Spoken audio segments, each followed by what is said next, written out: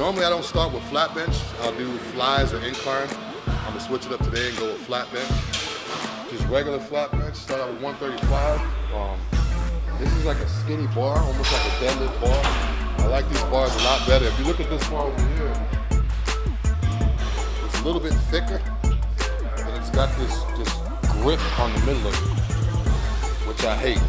I like the skinnier bars, it flexes more, and plus when you get up around 4 or 5 plates, just a little bit of that bounce helps a little bit. It's a little bit better on your hands. So I always like a skinny bar, and again, I like my rusty shit, so I always gotta go with the oldest, raggediest bar I can find. Starting out with 135, I'm gonna work up. Coach said don't go too heavy. Shout out to AJ Sims, Team Sims, my coach. He said don't go too heavy, so I'm gonna start with 1 plate, then we'll go to 2, 3, maybe 4, and pyramid back down. I like to keep my first 5 sets at 20 reps, and after that, once I get a little bit fatigued, I'll bring it down to 15 and 10 reps. Going up a plate, 2 plates on each side is 225. Again, we're gonna keep the reps at 20, and then once, I'll probably go 315 for 20 as well, and then we'll bring it back down.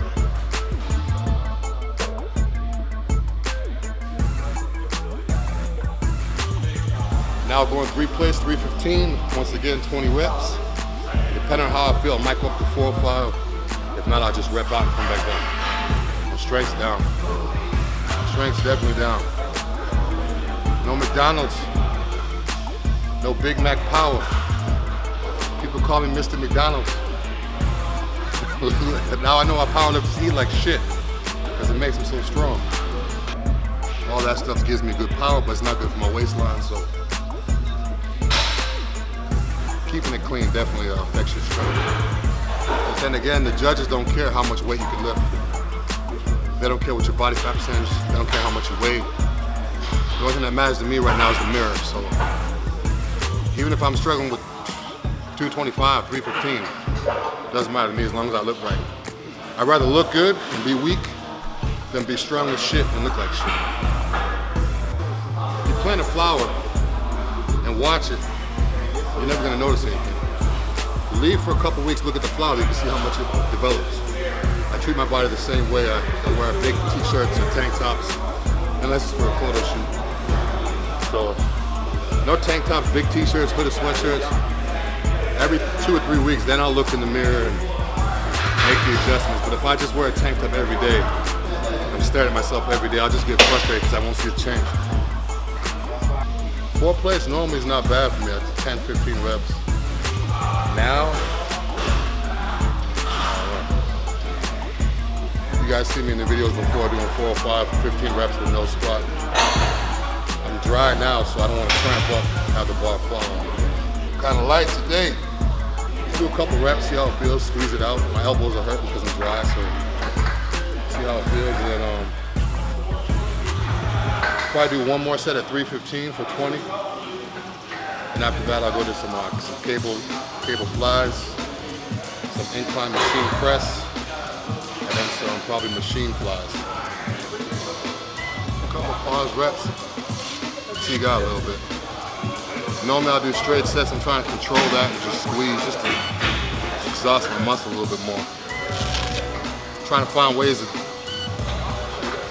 not kill my joints so much.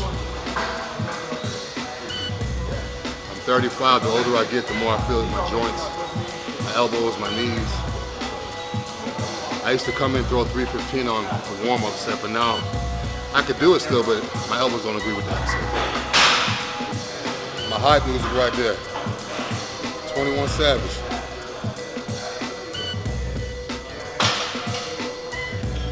That's how you get amped right there. The cable flies,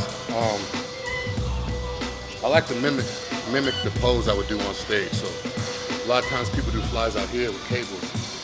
I do that when I do seated machine flies.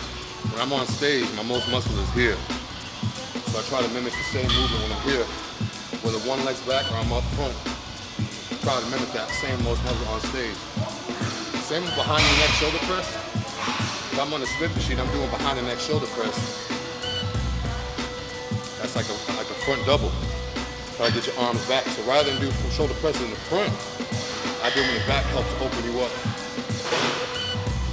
So every time I lift I'm working out, prepping for a show, I try to, the lifts I do, I try to mimic what I would be doing on stage. So for instance, if I'm doing a lat pull down, if I'm lat pull down here, I'm pulling down, I'm imagining doing a back double bicep. Back double bicep, you're pulling down here. So I'm lat pull, I'm here. Same thing, just contracting, getting used to what it's gonna feel like on stage. With cable flies, I start out 20 reps, straight ahead, standing straight up, coming down. Then I go a little bit heavier, 15, and the last one 10. Then I'll go to seated flies, get the chest at a different angle. I'll put the seat high, fly low here, so it's hitting the bottom. This is hitting more so upper, a little bit of trebles too. I always warm up with half the stack, and then I'll just do the full stack for 3 burnout sets. If I could do more, I'd do more, but it's most of the hold, so I'll do what I gotta do. I want my hand to be 90 degrees. Just perfectly level. I don't want my arm down here. I don't want it too high, and I don't want it too low. So as long as my arms are straight, everything's straight in line with my shoulders, I try to keep my arms as straight as possible, that way it hits the chest. If I come in here, it's more shoulders. My chest isn't fully contracted. If I go like that, now it's contracted. So I keep it all the way out and all the way in.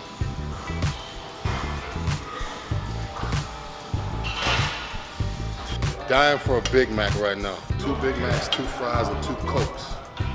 Some cheesecake, Oreos, everything. As soon as the show is over, people keep asking me what I'm gonna eat, McDonald's. You can have fun with your 5-star restaurants and your steak and sushi and all that bullshit. I'm going straight to the Golden Arches. Gotta come back tonight for shoulders. Fridays, my AM workout is chest. My PM is shoulders.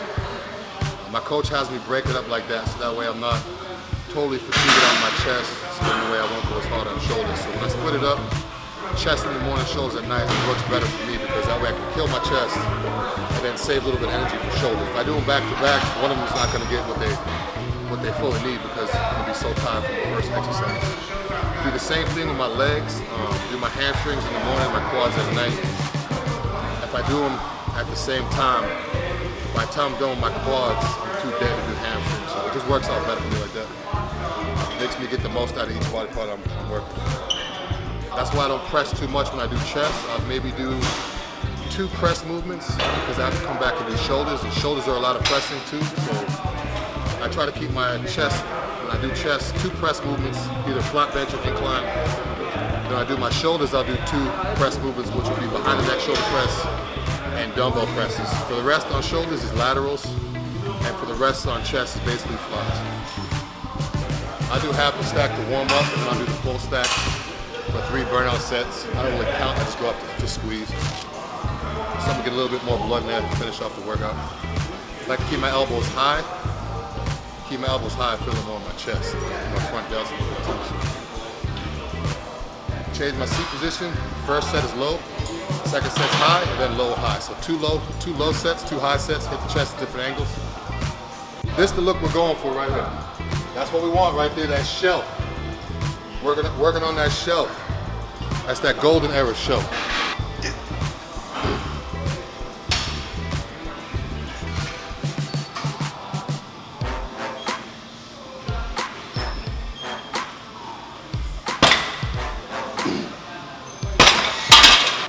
Normally at the end of my workouts, whether it's chest, arms, back, legs, whatever, I do like a burnout set, real lightweight, 50, 60, 70 reps just to force more blood in the muscle, give the muscle that dense look, get that grainy look.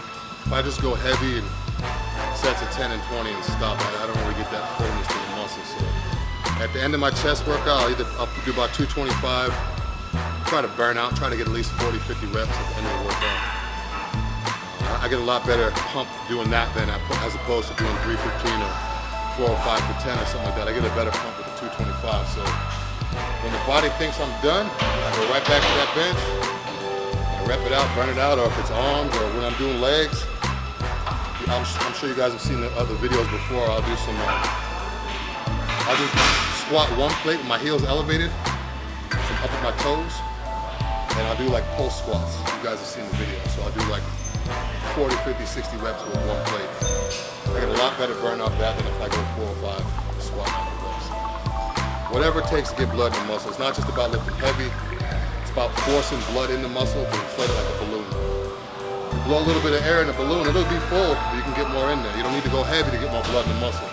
Most times people go light and they work up to heavy, then they stop their workout. I like the pyramid where I work up to heavy and come back down to light. So you can always get a couple more ounces of blood in that muscle if you just keep forcing and forcing. So I don't care if you're benching the bar. There's been times where I've been so dead at the end of my chest workout where I'm just benching the bar.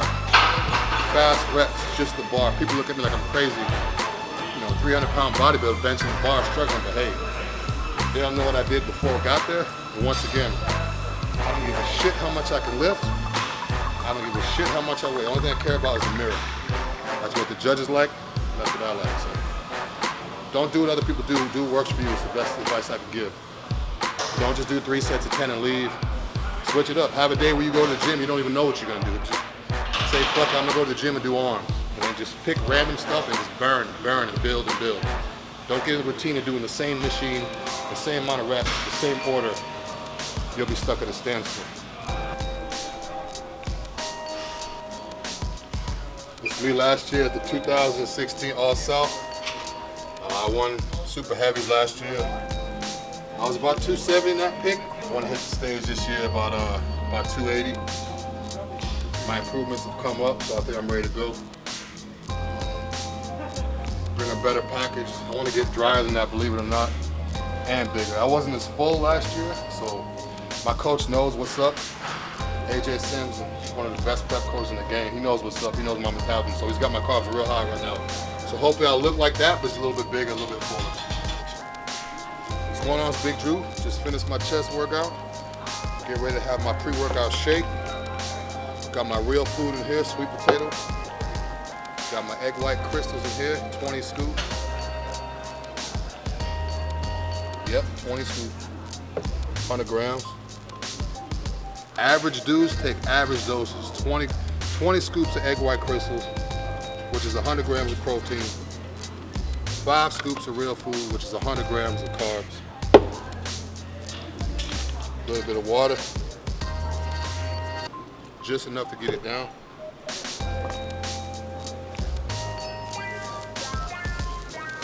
Done with that.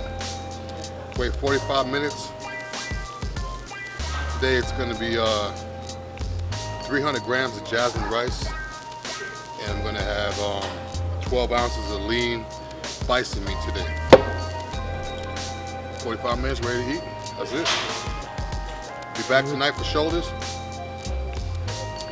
No pre-workout tonight because I only take pre-workout once a day. I'm going to have this shake again post-workout tonight.